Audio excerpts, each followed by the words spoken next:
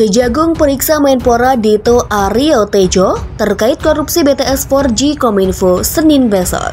Tetapi ada yang real tentu, ada korupsi di dalamnya dan korupsi ini juga udah kita dengar dari 2-3 tahun lalu itu masalah itu. Nah, pembuktian itu tentu pembuktian pidana. Tetapi terbelah pikiran publik, apakah pembuktian pidana itu hanya akan menimbulkan gempa bumi di kalangan Nasdem, atau pembuktian itu nanti harus tuntas dengan melibatkan atau memeriksa mereka yang kena aliran 8 triliun itu. Yang kedua, Johnny Plate. Terserah pendalaman pembuktian yang mungkin lebih dalam nanti. Tapi hari ini saya simak baik-baik keterangan daripada kampus Pak. Ada pengakuan yang menyatakan dia meminta agar diberikan 500 juta untuk anak-anak setiap bulan dengan proyek kerugian negara yang 8 triliun. Nah, kalau tidak ada pendalaman lebih lain untuk menemukan bukti-bukti yang lebih memberatkan, ya semakin sedih lagi kita. Terlalu mahal dia untuk diborgol dalam kapasitas dirinya sebagai menteri, sebagai sekjen partai, terlalu mahal. Terkait dengan aliran dana dan sebagainya, tentu saja saat ini masih kita dalami dan nanti tunggu saja. Makanya kami juga setelah menetapkan tersangka ini, kegiatannya tidak berhenti begitu saja. Kita masih melakukan pengumpulan alat bukti yang lain. Ya, kalau nanti ketemu pasti akan kami sampaikan. Kan secara rasional nggak mungkin uang sebanyak itu hanya beredar dalam 1-2 orang tuh. Pasti ada pembekalan persiapan untuk menghalangi kasus itu dibuka kan. Dan satu persatu memang mulai diperlihatkan bahwa begitu banyak dana yang dikorupsi, begitu banyak dana juga yang dikumpulkan untuk menutupi kasus itu tuh.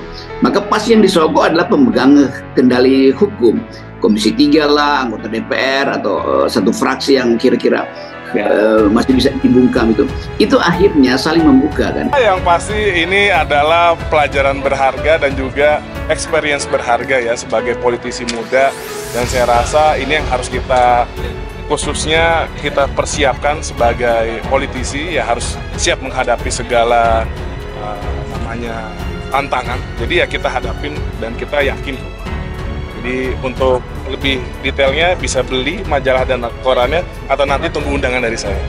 Nah, kasus semacam ini menunjukkan bahwa di Indonesia korupsi itu pasti melibatkan dimensi atau berlapis-lapis fasilitas kekuasaan. Jadi kita senang juga pada akhirnya ini bukan sekedar untuk membongkar skandal BTS ini melalui petinggi Nasdem, tapi melibatkan paling nggak 2 partai yang disebut tuh, Gerindra dan PDIP. Dan ini akan partai sekarang nih. Udah 3 partai dan semua terhubung dengan 3 calon presiden. Yeah. Kejaksaan Agung atau Kejagung berencana memeriksa Menteri Pemuda dan Olahraga atau Menpora Dito Aryo Tejo dalam kasus dugaan korupsi penyediaan infrastruktur BTS 4G dan infrastruktur pendukung paket 1 hingga 5 Bakti Kominfo tahun 2020-2022. Menpora Dito Aryo Tejo diperiksa pada Senin 3 Juli 2023 besok. Benar, mau diperiksa Senin, ujar Jampitsus Kejagung Febri Andriansyah dalam keterangannya Minggu 2 Juli 2023. Nama Menpora Dito Aryo Tejo disebut turut menerima aliran uang dalam perkara ini. Dia disebut menerima 27 miliar rupiah dari proyek BTS Bakti Kominfo ini. Uang itu diterima Dito dalam rentang November hingga Desember 2022. Dalam perkara ini, Kejagung menetapkan beberapa tersangka. Mereka yang sudah menjalani sidang dakwaan diantaranya yakni mantan Menkominfo Johnny G. Plate. Johnny didakwa merugikan keuangan negara sebesar 8 triliun 32 miliar 84 1.133.795,51 rupiah dalam kasus ini. Jaksa pada Kejagung menyebut dalam kasus korupsi BTS 4G tersebut, Johnny G. Plate memperkaya diri sendiri, orang lain, dan korporasi. Memperkaya diri sendiri atau orang lain atau suatu korporasi, ujar jaksa membacakan surat dakwaan di Pengadilan Tipikor pada PN Jakpus Selasa 27 Juni 2023.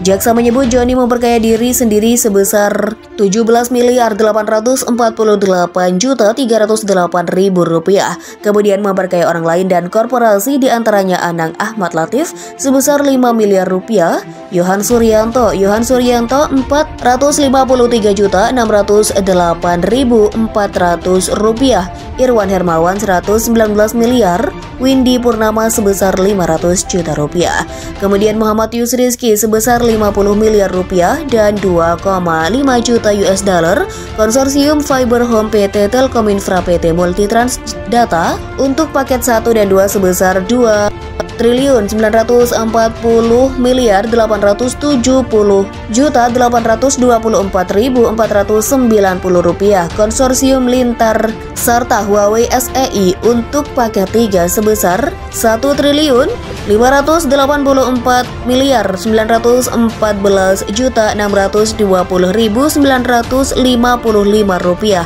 konsorsium IBS dan ZTE paket 4 dan 5 sebesar 3 triliun rupiah.